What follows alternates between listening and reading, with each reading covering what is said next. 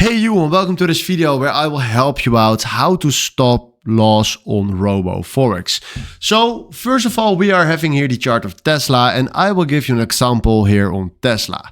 So first of all, what we're gonna do is click on market, and then you need to select a buy or sell. I will show you with a long. And then what we need to do is we click here on volume to select the volume that we want to trade with. So let's do 10 pips. Then after this, we click here on stop loss. So now we enable it. And then you can decide here how many pips it needs to drop. Or we can say right here, we want to stop our losses when he will hit the $400.